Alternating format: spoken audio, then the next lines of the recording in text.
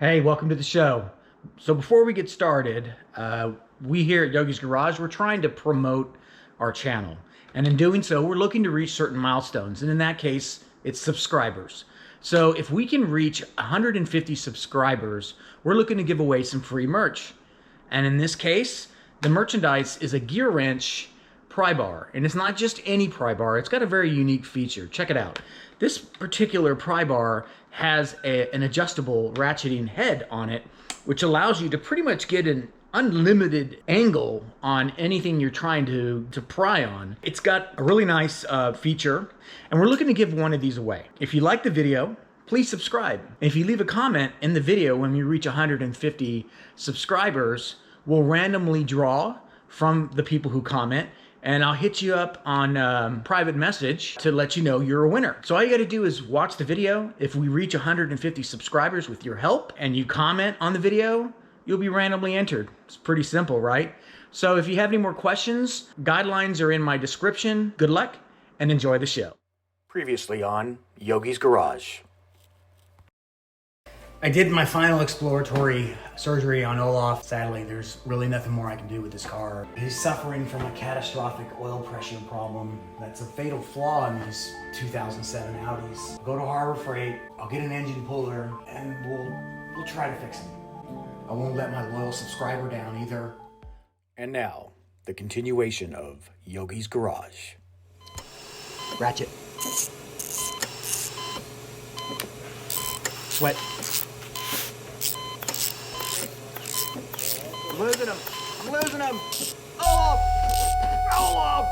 Oh, Olaf!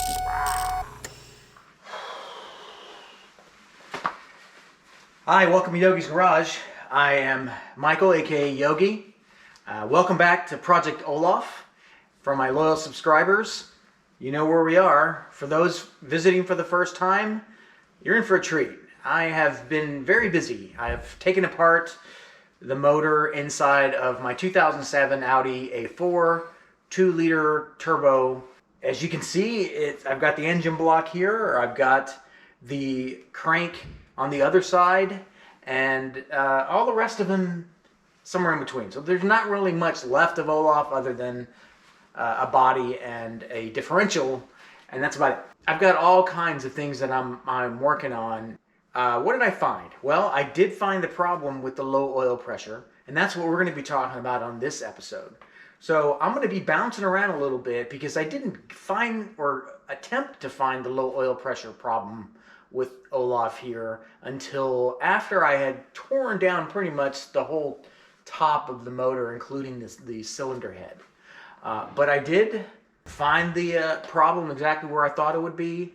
So thanks for watching. If you guys like what you see, please be sure to hit that thumbs up. If you don't like it, hit the thumbs down. Either way, I'd love to hear or see your feedback on my channel. Be sure to hit that subscribe button and that bell icon so that you can be notified, blah, blah, blah. So, here's where we are. Okay, here we are. We're approaching the finish line on the dismantle of Olaf's 2-liter 4-cylinder engine. This is the underside of Olaf. That's the oil pan you're looking at right there. And so you can see that this little indentation here is where the subframe sat.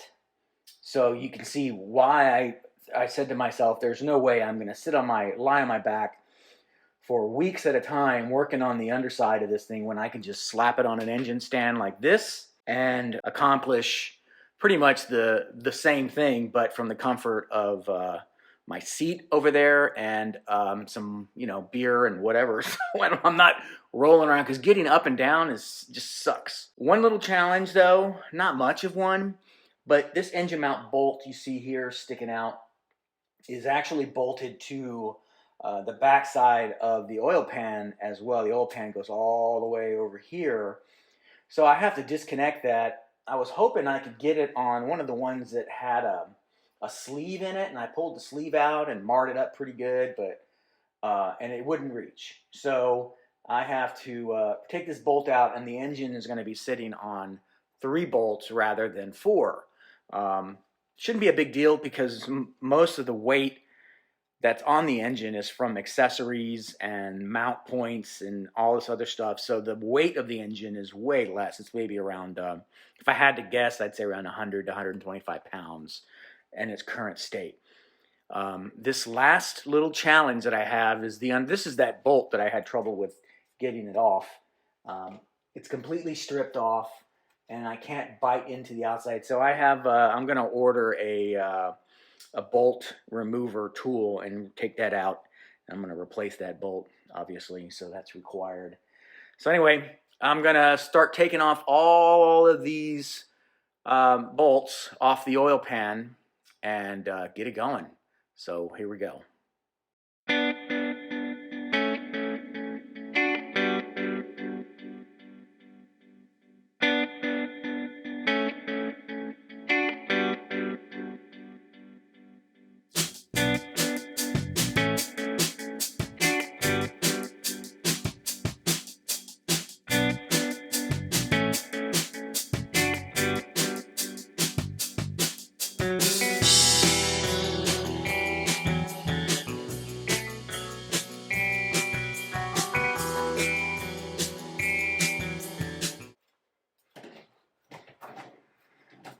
Okay, let's get a little bit of help to help prying this off.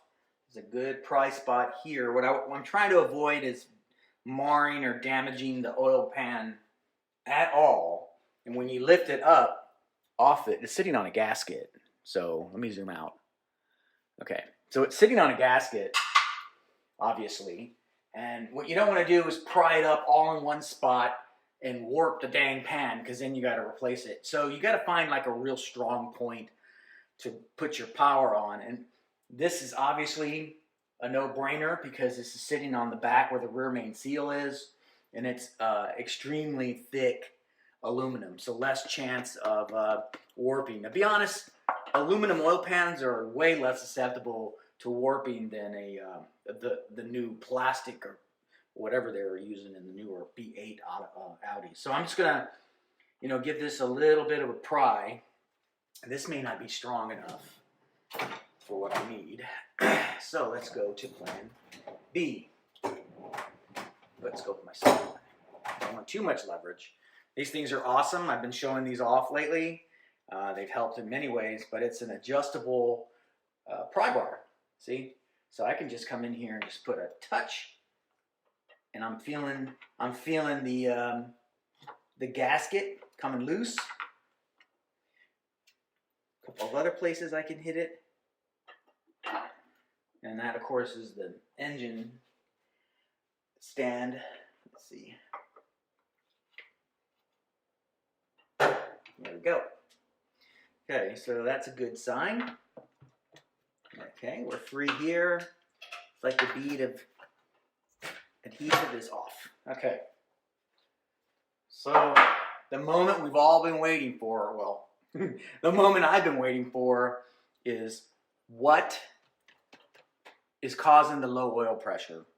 And more than likely what it is, the culprit, if there is a smoking gun, because I don't know, if there is a smoking gun, it's going to be under here.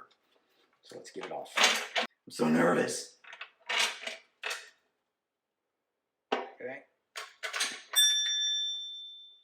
That's a bolt.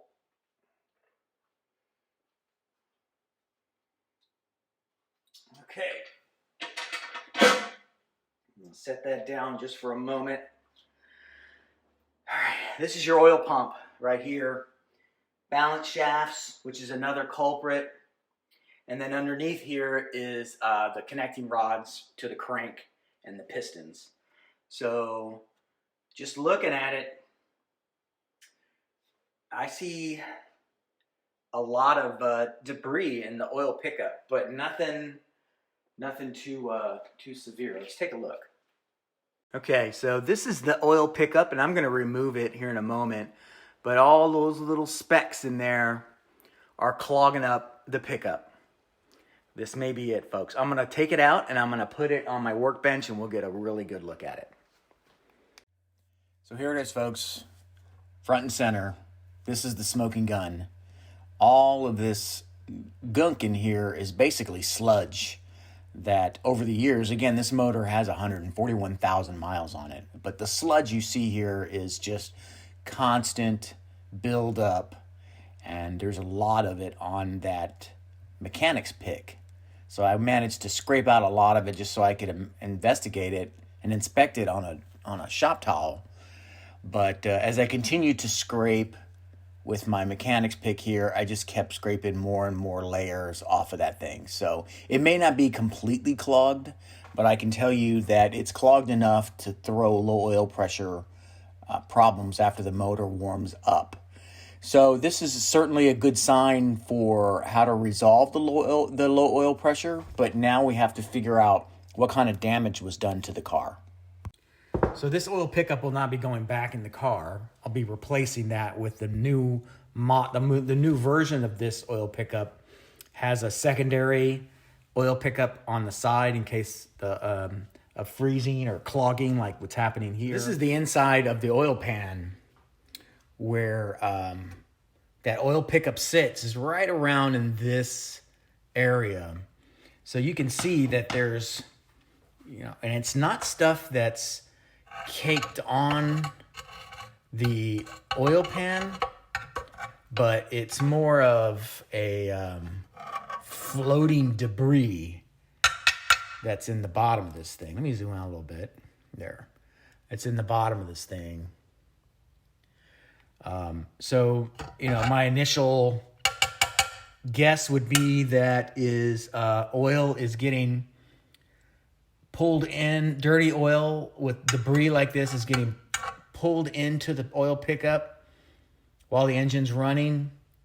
And then when the engine cools and all the oil settles to the bottom, some of the debris falls out of the oil pickup and therefore gets recirculated, and then it gets picked back up, which is why it's not a constant low oil pressure, but a low oil pressure nonetheless after the engine warms up. So that's my theory thus far. But this oil pan is in desperate need of a complete cleaning. So I have a trip to the machine shop, I think, or a place where I can get this thing chemically dipped and completely cleaned from scratch.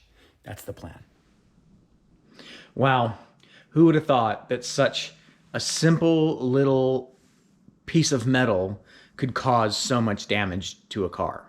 Now, I haven't gone into detail on exactly what kind of damage was caused in the car due to this low oil pressure. That's a future video. Rest assured it wasn't pretty, and we got a lot of work to do to get this car back together, because as you can tell, we're starting basically at ground zero.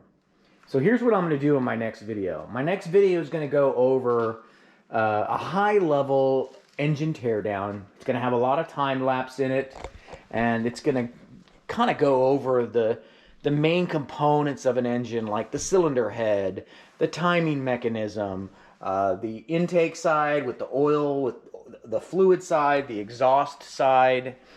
So lots of things to learn and discover about a motor on upcoming videos. So this isn't the end for Olaf. As I said, I mean, I got to put the car back together. I'm at the point of no return. I can't just leave it like this and let somebody else deal with the problem. I'm in it for the long run. I'm going to get this car back together. Most of my parts are in now. So all I got to do now is get a game plan together and start rebuilding from the ground up. So hopefully you'll stick around for that in some future videos. For my new viewers, welcome. I hope you had a good time. Be sure to hit that thumbs up button if you liked it.